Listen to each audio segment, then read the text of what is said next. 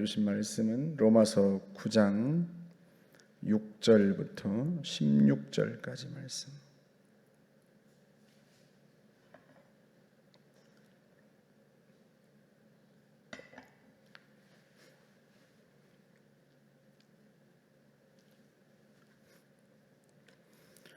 로마서 9장 6절부터 16절까지 제가 봉독해 드리겠습니다.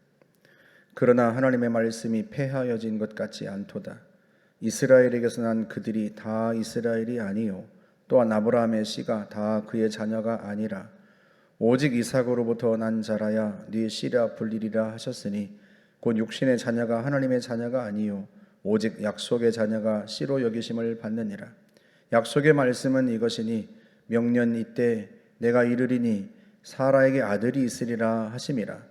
그뿐 아니라 또한 리브가가 우리 조상 이삭 한 사람으로 말미암아 임신하였는데 그 자식들이 아직 나지도 아니하고 무슨 선이나 악을 행하지 아니한 때에 택하심을 따라 되는 하나님의 뜻이 행위로 말미암지 않고 오직 부르시는 이로 말미암아 서게 하려 하사 리브가에게 이르시되 큰 자가 어린 자를 섬기리라 하셨으니 기록된 바 내가 야곱은 사랑하고 에서는 미워하였다 하심과 같으니라. 그런즉 우리가 무슨 말을 하리요? 하나님께 불의가 있느냐? 그럴 수 없느니라. 모세에게 이르시되 내가 긍휼히 여길 자를 긍휼히 여기고 불쌍히 여길 자를 불쌍히 여기리라 하셨으니 그런즉 원하는 자로 말미암음도 아니요 다른 박질하는 자로 말미암음도 아니요 오직 긍휼히 여기시는 하나님으로 말미암음이니라. 아멘. 바울은 자신의 동족 이스라엘 때문에 늘 마음에 고통이 있어요. 왜냐하면 그들이 하나님의 말씀이신 예수 그리스도, 말씀이 육신이 되어 우리 가운데 거하심에 우리가 그 영광을 보니 아버지의 영광이요 하고 말씀하잖아요. 요한복음 1장에서. 그런데 그 말씀이신 예수 그리스도를 이스라엘이 거부합니다. 그래서 결국은 바울이 사도행전에서 유대인들에게 말했던 것처럼 하나님께서 바울을 누구에게로 보내시는가? 유대인들이 복음을 받아들이지 않고 예수 그리스도를 거부하자 바울을 이방인에게로 보냈단 말이죠. 그게 한편으로는 바울 자신에게는 하나님이 정녕 이스라엘을 버리신 것인가 하는 그런 안타까움도 늘 있었고 끝내 이스라엘이 하나님께 버림받은 것인가? 그것 때문에 더욱 고통스럽고 그랬단 말이죠. 그런데 바울이 이야기하기를 바울이 복음을 전하면서 또 하나님과 교제하면서 깨달은 게 있는데 그게 뭔가? 그게 이제 6절의 말씀이에요. 하나님의 말씀이 폐하여진 것 같지 않다. 하나님의 말씀이 무효가 되었는가? 앞에서 말씀한 4절과 5절 이스라엘이 하나님의 양자로 받아들여지고 또 하나님의 영광을 받았고 약속도 그들에게 있고 조상들도 족장들도 그들의 것이고 예수 그리스도도 그들로부터 오셨는데 그런 하나님의 말씀이 무효가 된 것이냐? 그런 것 같지 않다. 왜? 자신이 하나님께로부터 얻은 바 그 지혜를 이제 이야기를 하는 거예요. 그래서 보시면 이스라엘에게서 난 그들이 다 이스라엘이 아니다. 다시 말하면 혈통적 이스라엘이라고 해서 다 하나님의 백성인가? 그렇지 않다. 그걸 깨달은 거예요. 그러면서 예를 듭니다. 아브라함에게서 난 자가 다 아브라함의 씨냐? 아브라함에게서 아들이 둘 태어났죠? 이스마엘과 이삭. 그럼 이스마엘과 이삭이 다 아브라함의 자손인가? 그렇지 않아요.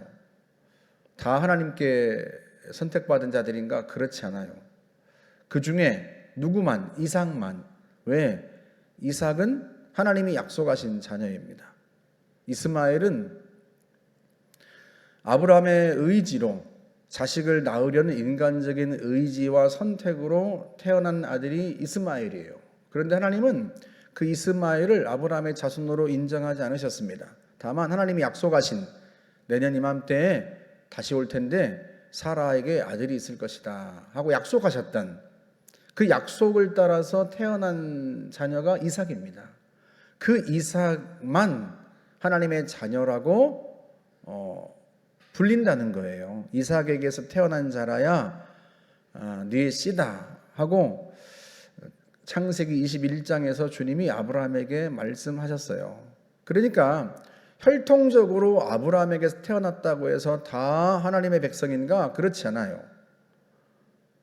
이삭만, 하나님이 약속하신, 하나님이 선택하신 이삭만 아브라함의 자손이고 하나님의 백성이란 말이죠. 이것은 그 이삭에게서 태어난 두 아들에게서 더 분명해집니다. 이번에는 이삭에게서 두 아들이 태어났죠. 지금 바울이 이걸 설명하고 있는 거예요. 그런데 둘 다 하나님의 약속의 자녀인가? 그렇지 않아요. 누구만? 야곱만. 혈통적 이스라엘이라고 해서 다 이스라엘이 아니고, 심지어 이삭 한 사람에게서 두 아들이 태어났는데도 불구하고 둘 다 하나님의 백성으로 여겨지는 게 아니라 그 중에 야곱만 하나님의 백성으로 여겨졌다. 그런데 그 하나님의 백성으로 여겨진, 하나님께서 하나님의 자녀로 받아들이신 그 일이 나중에 그들이 태어나서 무슨 선을 행하고 무슨 악을 행하고 그것 때문에 하나님이 선택하시는 게 아니었어요. 언제? 아직 두 아들이 에서와 야곱이 태어나기도 전에 리브가의 뱃속에 있을 때 하나님께서 리브가에게 말씀하셨습니다. 큰 자가 어린 자를 섬기리라. 그래서 거기 보시면 11절에 그 말씀하죠. 그 자식들이 아직 나지도 아니하고 무슨 선이나 악을 행하지 아니한 때에 그때 하나님이 야곱을 선택하셨어요. 왜 그렇게 하셨는가? 택하심을 따라 되는 하나님의 뜻. 그러니까 하나님의 백성, 하나님의 자녀 삼으시는 하나님의 뜻, 하나님의 그 계획이 무엇으로 말미암아 되었어요? 하나님의 선택에 의해서 되었습니다. 그들이 아직 무슨 선을 행하거나 야곱이 무슨 선을 행해서 하나님이 선택하시고 에사가 악을 행해서 하나님이 버리시고, 그게 아니고 무슨 선이나 악을 행하기도 전에 하나님이 선택하셨다는 거예요. 그래서 부르시는 이로 말미암아 서게 하려고, 행위로 말미암지 않고. 이게 무슨 의미인가? 여러분, 이스라엘은 자신들의 행위로, 율법을 지키는 자신들의 행위로 의롭다고 인정받으려고 했습니다. 그러나 10장에서 나중에 보겠지만 그들이 그 자기 의를 세우려고 하나님의 의이신 예수 그리스도를 받아들이지 않았어요. 결국은 그 하나님의 의가 누구에게로 돌아갔어요? 로마서에서 계속 설명한 게 뭐예요? 믿음으로 말미암아서, 믿음으로 말미암아 믿는 자에게 하나님의 의를 주셨단 말이죠. 예수 그리스도를 믿음으로 말미암아 하나님께서 그들을 의롭게 하셨다 하고 설명을 합니다. 그러니까 바울이 지금 자기 동족 이스라엘의 문제를 거론하면서 기도 부탁도 하지만 동시에 이 이스라엘을 통해서 복음을 계속해서 이야기하고 있는 거예요. 이게 지금 누구에게 보낸 편지예요? 로마 사람들에게, 로마 교회 성도들에게 보낸 편지란 말이죠. 로마 교회 성도들은 혈통적 이스라엘이 아닙니다. 대신에 바울의 표현에 의하면 약속의 자녀죠. 약속의 자녀. 이미 로마서 2장 28절에서 그 이야기를 했어요. 육신의 할례가 진정한 할례가 아니다. 표면적인 육신의 할례가 아니고 표면적인 유대인이 아니고 이면적 유대인이 유대인이고, 할례는 육신에 받는 게 아니라 어디에? 마음에 받는 것이다. 그걸 이미 이야기했습니다. 그래서 할례가 있다고 해서, 하나님의 백성의 표시인 할례가 있다고 해서 그가 유대인이고 그가 이스라엘인가? 아니다, 그거예요. 이면적 유대인이 유대인이다. 이면적 유대인이 무슨 말이에요? 혈통적으로는 이스라엘이 아니지만 예수 그리스도를 믿음으로 말미암아 하나님의 자녀로 받아들여진, 유대인을 포함해서 이방인까지 모든 예수를 믿은 그들이 이면적 유대인입니다. 바울이 그걸 남은 자라고 표현을 해요. 남은 자. 그래서 이 남은 자가 곧 진정한 이스라엘이다. 혈통적 이스라엘이 아니라 이 남은 자가 곧 진정한 이스라엘이고, 그 이스라엘이 어떻게 형성되었어요? 우리의 선과 우리의 악을 통해서 만들어진 게 아니라 하나님의 선택에 따라서. 그걸 바울이 에베소서에서 뭐라고 설명하는가 하면, 하나님의 은혜에 의하여 믿음으로 말미암아 하나님의 자녀가 되었다, 이렇게 표현을 해요. 하나님의 은혜에 의하여 하나님의 자녀가 되었다, 의롭게 되었다, 이렇게 표현하든지 믿음으로 말미암아 의롭게 되었다, 이렇게 표현하면 이해하기가 쉽잖아요. 그런데 에베소서 2장 8절에서 너희는 그 은혜에 의하여 믿음으로 말미암아 구원을 받았다, 이렇게 표현합니다. 믿음으로 말미암아 구원받았다 하면 쉽게 이해되는데, 너희는 그 은혜에 의하여, 은혜로 말미암아, 은혜에 의하여 믿음으로 말미암아 구원을 받았다.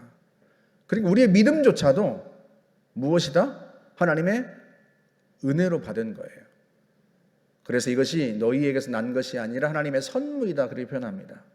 믿음도 선물이고 구원도 선물이에요. 내가 예수를 믿는 선택을 해서 내가 하나님의 자녀가 되는 게 아니고, 그것조차도 하나님의 은혜다, 그렇게 표현을 합니다. 다시 말하면 바울은 유대인들이 그렇게 붙잡으려고 했던 율법을 행함으로 말미암아 의롭게 된다는 그게 결코 아니다라고 하는 설명을 하고 있는 거예요. 오직 하나님이 우리를 선택하셨다. 나는 내가 의지를 가지고 믿는 선택을 한 것처럼 보이지만 그게 아니고 하나님께서 내 믿음조차도 하나님이 주신 선물이고 하나님의 은혜다, 그런 뜻이에요. 그걸 이스라엘을 통해서 설명하고 있는 것입니다. 그래서 거기 보시면 14절에 이렇게 되어 있어요. 그런지 우리가 무슨 말을 하려? 하나님께 불의가 있느냐? 바울이 이 편지를 쓰면서 듣는 사람들이, 아니 그럼 하나님이 불공정하시네, 에서가 무슨 악을 행하지도 않았고 야곱이 무슨 선을 행하지도 않았는데 엄마 뱃속에 있을 때부터 하나님이 선택하셨다면, 아니 그럼 잘못이 에서에게 있는 것도 아닌데 그럼 하나님이 불공정하신 거네, 이렇게 반문할 수 있는 사람이 있잖아요. 그래서 바울이 그 이야기를 하는 거예요. 하나님이 그럼 불의하신 거냐? 그럴 수 없다. 그러면서 설명하기를 15절 모세에게 하나님이 말씀하셨던 걸 예로 들어 설명해요. 하나님이 긍휼히 여길 자를 긍휼히 여기시고 불쌍히 여길 자를 불쌍히 여기신다. 다시 말하면 하나님의 주권에 대한 이야기를 하세요. 하나님의 주권. 내일 보겠지만 토기장의 비유를 통해서 더 설명을 합니다. 그러니까 야곱을 선택하신 것도 하나님의 주권이고 에서를 버리신 것도 하나님의 주권 속에 있다는 거예요. 여러분, 이 말이 우리에게는 약간 귀에 거슬릴 수 있죠. 근데 바울이 지금 누구에게 편지를 쓰고 있다고요? 로마교회 성도들에게.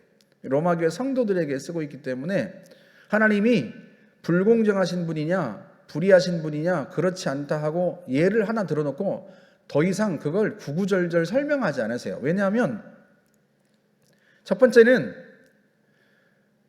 내가 예수를 믿게 된 것도 하나님이 나를 선택하시고 내가 은혜를 입은 거예요. 은혜를 입은 자가 하나님의 불공정하시다 감히 말할 수 있겠습니까? 하나님이 공정하시려면 어떻게 해야 돼요? 나를 버리셔야지. 왜? 내가 살아오면서 평생 지은 죄가 얼마나 많은데. 행위로 따라서 하나님이 선택하고 버리셨다면 우리는 다 버림받은 자에 속하죠. 하나님 앞에 의로운 사람이 아무도 없어요. 로마서에서 계속 설명해 온 거 아닙니까? 의인은 없는데 하나도 없다. 모든 사람이 다 죄를 범하였다. 그 로마 3장에서 하는 말씀이잖아요. 그러니 선한 자는 선택하고 불의한 자는 버린다. 하나님이 그걸로 하셨다면 우리부터가 다 버림받을 사람들이에요. 이스라엘이 버림받기 이전에 하나님을 알지 못하고 악을 행하고 살았던, 하나님을 떠나 살았던 이방인들부터 다 버림받았어야 될 거예요. 그런데 그런 우리를 하나님이 부르신 거예요. 그러니 은혜에 의하여서 구원을 받은 우리가 하나님이 불의하시다고 말할 수 있겠는가? 두 번째는 그렇게 하나님을 알고 보니, 하나님을 믿고 보니 하나님은 근본적으로 진리이시지 불의라고 하는 게 조금도 없습니다. 그래서 바울이 쓰신 서신서에는 그런 표현들이 많이 나와요. 히브리서에서도 하나님은 회전하는 그림자가 없으시다, 변함이 없으시다, 하나님은 변하시는 분이 아니다, 그런 표현도 나오고요. 하나님은 진리 자체세요. 예수님도 말씀하셨잖아요. 나는 길이고 진리다. 빌립이 어디로 가시냐고 그 길을 알려달라고 그랬더니 예수님 자신이 길이라는 거예요. 예수님 자신이 진리고, 내가 진리를 알려주겠다, 내가 길을 알려주겠다, 그렇게 말씀하시는 게 아니라 주님 자신이 길이고 주님 자신이 진리입니다. 그걸 예수 그리스도를 통해서 이미 보여주셨어요. 인간이 생각하는 선과 악이 그게 옳은 게 아니고, 인간이 생각하는 이게 정의고 이게 불이다, 인간의 생각대로 되는 게 아니에요. 그걸 예수 그리스도께서 십자가에서 보여주셨습니다. 인간이 생각하는 선과 악, 인간이 생각하는 정의와 불의가 맞다면 예수 그리스도께서 십자가에 달리실 일이 아니고 우리가 십자가에 매달려야죠. 그런데 죄가 없으신 그분이 죄를 짊어지고 십자가에서 죽으셨단 말이죠. 다시 말하면 하나님이 행하시는 모든 게 진리입니다. 왜? 하나님 자신이 진리이기 때문에. 그래서 바울이 성도들에게 보내는 편지이기 때문에 하나님이 진리시다고 구구절절 설명하지는 않아요. 다만 하나님의 주권을 이야기합니다. 하나님이 모세에게 내가 긍휼히 여길 자를 긍휼히 여긴다 하고 말씀하셨던 것과 같다. 왜? 적어도 성도들은 하나님의 주권을 인정하고 있는 사람들이기 때문에 그 정도 이야기하면 알아들을 거다 생각해서 구구절절 설명하지 않아요. 이게 9장부터 11장까지가 우리는 성경을 한 장씩 읽고 한 단락씩 읽고 그렇게 하지만 바울이 이 편지를 보냈을 때 이 편지를 회당에서 또는 본인들의 가정집에서 예배하고 있는 로마교회 성도들에게 1장부터 16장까지 그냥 쭉 읽어주는 거예요. 편지가 왔으면 편지를 이 부분은 오늘 읽고 그 다음 부분은 내일 읽어, 이렇게 하지 않잖아요. 여러분도 여러분에게 오는 편지를 그냥 단숨에 쫙 읽어 내려가잖아요. 그래서 본래는 이게 9장부터 11장까지 장황한 이야기도 뭐 오늘 이만큼 읽고 우리처럼 그렇게 하지 않고 쭉 읽어버립니다. 그래 다 읽고 나면 이게 무슨 말인지 금방 이해가 되는데 뭐 새벽 설교에 새벽에 이걸 다 읽을 수는 없어서 제가 조각조각 읽고 설명을 하는 건데요. 내일도 또 설명이 이어질 거예요. 그래서 결국은 우리가 믿음으로 말미암아 구원받은 것도 이 믿음도 내 의지로 된 게 아니라 은혜에 의하여, 에베소서 2장에서 말씀한 것처럼 내 믿음조차도 하나님의 선물이고 하나님의 은혜였다 하는 거고요. 근본적으로 내 자신을 돌아봐도 내가 선을 행해서 하나님께 선택받은 거였으면 내가 선택받지 못하고 구원받지 못하고 멸망할 것인데 하나님이 나에게 은혜를 베푸신 거예요. 결국 그래서 바울이 설명하고자 하는 바가 뭔가, 혈통적 이스라엘이 아니고 표면적 유대인이 아니라 예수 그리스도를 믿음으로 말미암아 거듭난 하나님의 백성들, 그게 유대인이건 이방인이건 그 모두를 포함하여서 그들이 진정한 이스라엘이다. 그러니 그 이스라엘에게 하나님이 주셨던 말씀들이 폐해지지 않았다.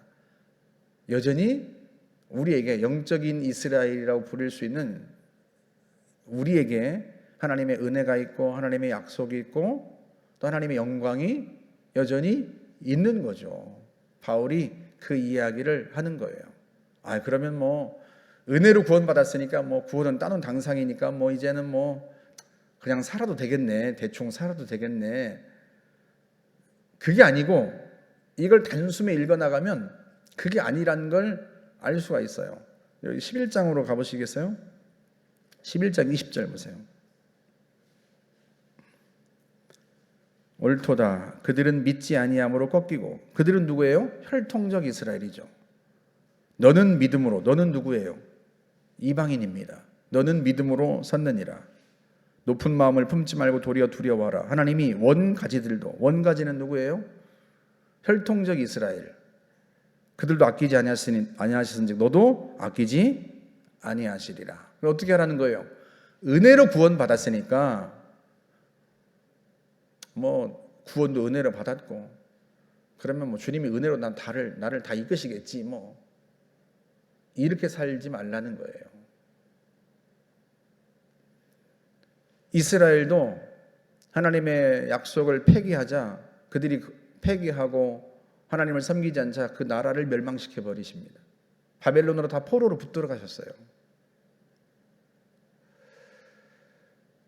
그들이 지금도 예수 그리스도를 받아들이지 않고 있는데, 그래서 결국은 그들이 AD 70년에 하나님이 그들을 완전히 멸망시켜서 바벨론에서 돌아오게도 하셨지만 그들을 완전히 멸망시켜서 거의 2000년 동안 전 세계를 떠돌아다니면서 박해를 받았습니다.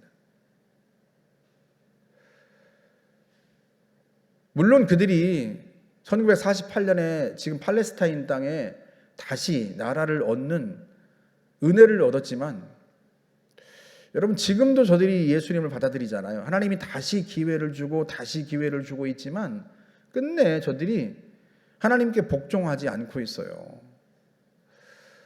저런 식으로 계속 가면 어떻게 되겠어요? 하나님이 또 그들을 또 벌하시죠. 그러지 않겠습니까? 이걸 보면 우리도 어떻게 해야 된다? 하나님이 은혜로 구원을 얻게 하시고 하나님 우리를 선택하셨지만 원가지들도 아끼지 아니하셨으니 너희는 오죽 더하겠느냐. 그러니 어떻게 하라? 하나님을 잘 섬기고 하나님의 은혜에 감사하면서 그 사랑 안에 거하여라. 그런 의미예요. 그래서 11장 다음에 12장부터는 그렇게 영적 이스라엘이 된 은혜로 구원받은 너희가 어떻게 살아야 되는가 하는 그 이야기를 12장부터 이제 15장까지 구구절절 또 그 이야기를 합니다. 사랑하는 여러분, 여러분이나 저나 본래 이스라엘이 아니에요. 본래 이스라엘 사람들이 아니에요. 로마서 5장 8절에서 말씀한 것처럼 우리가 아직 죄인 되었을 때, 하나님을 알지도 못하고 죄 가운데 살고 있을 때 그리스도께서 우리를 위하여 죽으심으로 하나님의 사랑을 확증해 주셨습니다. 내가 무슨 선을 행해서 하나님이 나를 사랑하셨던 게 아니에요. 내가 죄인이었는데 하나님이 무조건적인 은혜를 베푸셔서 우리를 하나님의 자녀로 삼으신 것입니다. 우리가 믿어서 내 의지로 선택하고 믿어서 자녀된 것 같지만 하나님께서 주신 은혜이고 선물이에요. 그 선물을 귀히 여기고 하나님의 자녀로 나를 부르셨으니 혈통적 이스라엘을 보면서 그들처럼은 행하면 안 돼요. 말씀이신 그리스도를 늘 받아들이고 그분께 순종하고 그분 안에 거하고 그 사랑 안에 거하면서 하나님의 자녀다운 삶을 살아가야 합니다. 그게 바울이 이 로마서를 쓰는 이유이기도 하고 혈통적 이스라엘을 통해서 다시 또 복음을 설명하는 이유이기도 해요. 저와 여러분들이 평생에 늘 주 안에서 살고 주님과 동행하면서 그분의 사랑 안에 거하고 늘 순종하며 사시기를 주님의 이름으로 축복합니다. 함께 기도하겠습니다. 좋으신 하나님 감사합니다. 주님이 우리를 자녀 삼아 주시고 하나님의 의를 우리에게 옷 입혀 주시니 감사합니다. 우리가 예수 그리스도를 옷 입고 하나님의 자녀가 되어 살아가는데 그 옷을 벗어버리지 아니하고 그 옷을 함부로 대하지 아니하고 예수 그리스도를 나의 보물로 여기고 주님 안에 거하고 주님과 함께 동행하며 주님께 순종하며 하나님의 자녀다운 삶을 살아 하나님을 영화롭게 하고 하나님이 진리이심을 우리의 삶을 통해 증거할 수 있도록 저희를 도와 주옵소서. 예수님의 이름으로 기도하옵나이다. 아멘.